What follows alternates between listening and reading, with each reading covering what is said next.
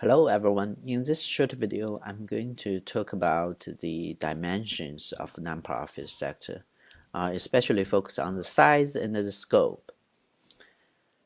So in terms of the size and scope of nonprofits in the United States, the first thing we need to understand is the vast and diverse set of nonprofit organizations. Now, which I always say this is complicated, right? This is the key word, complicated.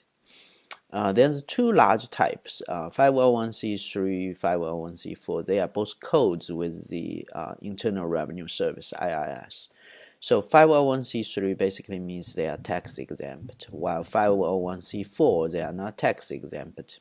Most of the 501c4 organizations are used for advocacy and political related activities. And the nonprofit sector constitutes a major economic force. And you have nonprofit hospitals, you have nonprofit universities, and you have nonprofit social service organizations, right? So the dominants are health and education. So when you are doing research about nonprofit sector, sometimes you need to exclude those hospitals and the universities because they are just too large. And finally, they have mixed revenue sources. Many nonprofits, they actually rely on government money, right? Like grants, contracts, funds, rewards, transfers, etc. And they also rely on private foundations, grants, corporate and individual donations. We label all of these as private donations. And as you know, nonprofit organizations, they also can provide a service, sell goods, so you earn fees and charges from these sales. And the last one haven't been listed here is because this is somehow a small amount. But for individual nonprofit organizations, some organizations actually earn money from invest in financial markets. Okay.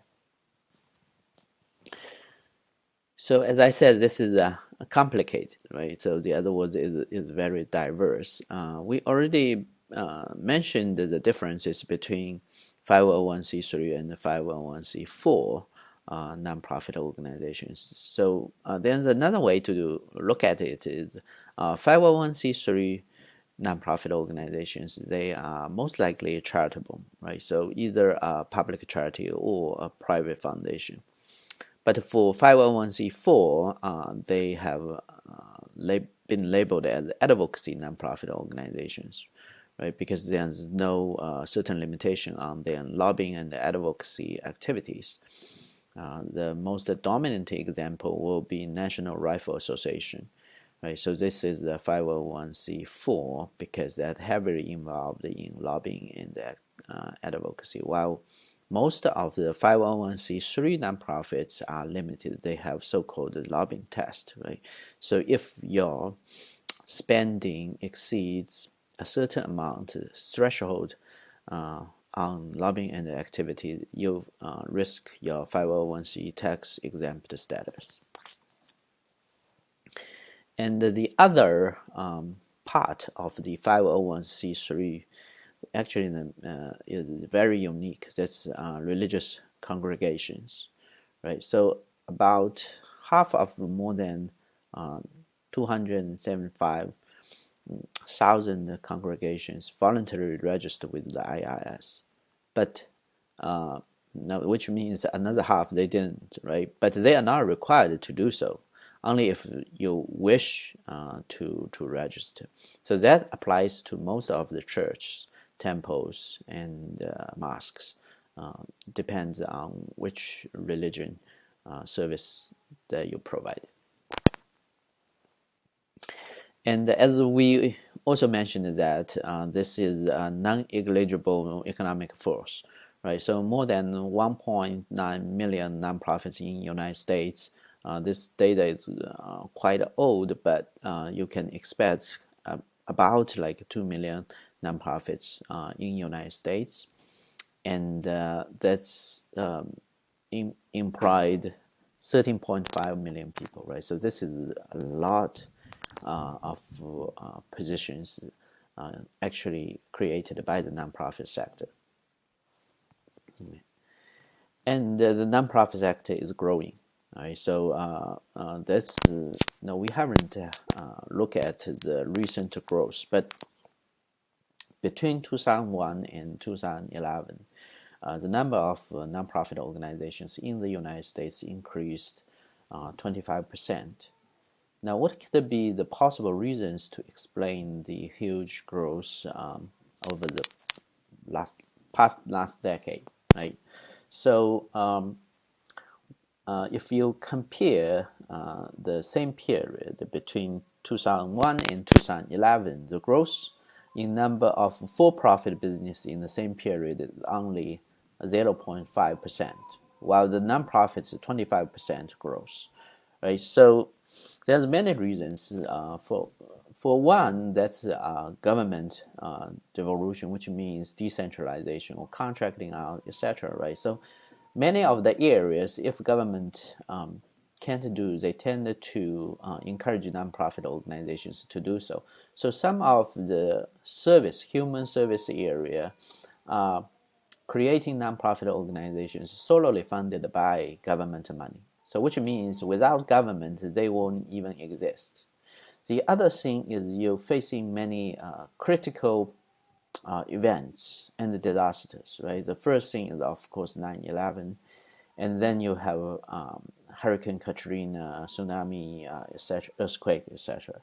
So these all create demands for nonprofit organizations to do post-disaster reliefs. And other reasons could be like the mandatory community service for graduation from high schools, right? So this is mandatory, but also considered as voluntary because there's a difference between mandatory and coerced. And also, bigger corporations, they realize the benefit of encouraging their employees to be volunteers, even they volunteer during their paid time. Okay, because that will increase employees' spirit, working ethics, and teamwork, and many other professional benefits, as well as their mental health and physical health. And also increase employees' productivity based on empirical research, right? So that it's actually good for corporations. So that's why now corporations also encourage their employees to do voluntary work. Now, the other thing we may realize that if corporations encourage their employees to do voluntary work, they also branding, creating a better public image, right? And the other thing is corporations also set up their own like foundations or charities, or if they don't, they may do strategic corporate social responsibility activities. So all these, at a certain level, they are going to benefit the corporation. And also the priority of federal government, right? In 2009, during Obama administration, they signed the registration to provide an additional 5.7 billion for community volunteer service programs. So you'll see a lot of corps, right? Citizen corps, for example. So that's also from the supply side, they actually create more nonprofit organizations. So nonprofit organizations now are also a powerful national player, right? So, for example, in Pennsylvania, more than 18,000 nonprofits paid 72.2 billion in wage. Right? So this is 2012 alone. Right? So this is a major economic force, but also a powerful national player. If you consider the most nonprofit jobs are in healthcare and social services, that's close to 70%, followed by education, that's 16%. All right, so there's some highlights about approximately 1.154 million nonprofits registered with the IRS and increasing as well, and a major economic force.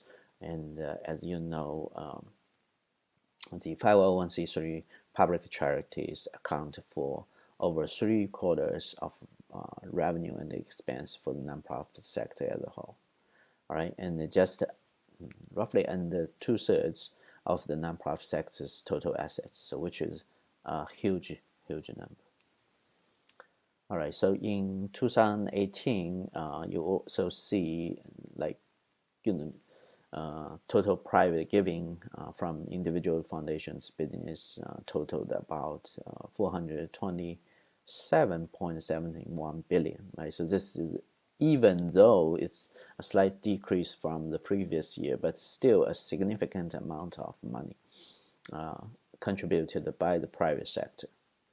Right? So, and we also estimate about 25.1% of U.S. adults volunteered in 2017, right? So contributing an estimated 8.8 billion hours. Well, this is approximately $195 billion of these voluntary hours, right? So now I hope you get a rough, broad picture about the size and the scope of nonprofit organizations.